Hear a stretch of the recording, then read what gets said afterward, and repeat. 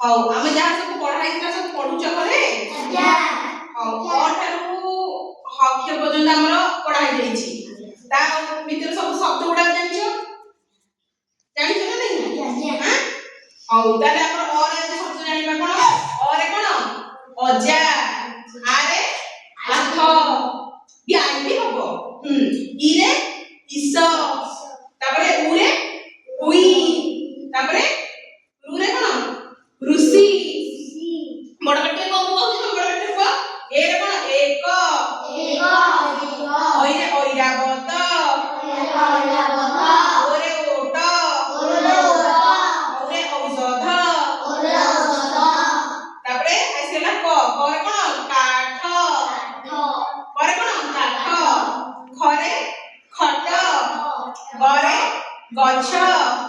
ଘ ରେ ଘର। ଚ ରେ ଚକ। ଛ ରେ ଛତା। ଜ ରେ କଣ? ଜଟ। ଜଟ।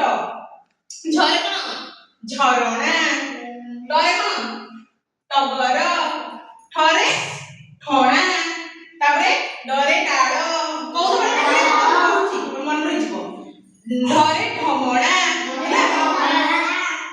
ତାପରେ ଆମର ର ରେ ଯୋଉ ଶବ୍ଦ ନାହିଁ, ର ରେ ଆମକୁ କଣ ଗୋଟେ ଉଚ୍ଚାରଣ କରୁଛେ? ପଣସ। ହେଲା। ତ ରେ ତରା ବା ତାରା। ହେଲା। ତାପରେ ଥ ରେ ଥର ଥର। ହଁ। ତାପରେ ଦ ରେ ଦା। ତାପରେ ଧ ରେ ଧାନ। ବଡ ପାଟି କୁହ ସମସ୍ତେ। ଧାନ। ନ ରେ ନଖ। ପ ରେ ପଣସ। ଫ ରେ ଫଣା। ହେଲା। ବ ରେ ବଗ। ଭ ରେ ଭୟ। ହେଲା। ମନେ ରହୁଛି ତ? ବଡ ପାଟି କୁହ। ତାପରେ ମ ରେ କଣ? ମଣିଷ। ଆଉ ମା ବି। ହେଲା। ଜ ରେ ଝିଅ ରେ ଆମର ଯମ। ର ରେ ରସଗୋଲା। ରସଗୋଲା ଖାଇଛ? ହଁ। ଖାଇବା କଥା ହେଲେ ଆଉ ଗୋଟେ ଖାଇବାକୁ। ତାପରେ ତ ରେ ର ପରେ କଣ? ର ପରେ ଳିଅ। ଳିଅ ରେ କଣ? ଳିଅ କିଛି ୱାର୍ଡ ନାହିଁ। ଆମର କଣ ପଢୁଛୁ ଆମେ? ତାଳ ଉପରେ ଶବ୍ଦ ଅଛି। ହେଲା। ତାପରେ କୁଆ ରେ ତାୱା। ତାପରେ କଣ? ତାଲବେଶ। ତାଲବେଶର ଶୁଭ। ଦନ୍ତେଶ ଷଣ୍ଢ। ହେଲା। ଦୁଷ୍ଣୀ କୁହ। ତାପରେ ହଉଛି ତାପରେ କଣ?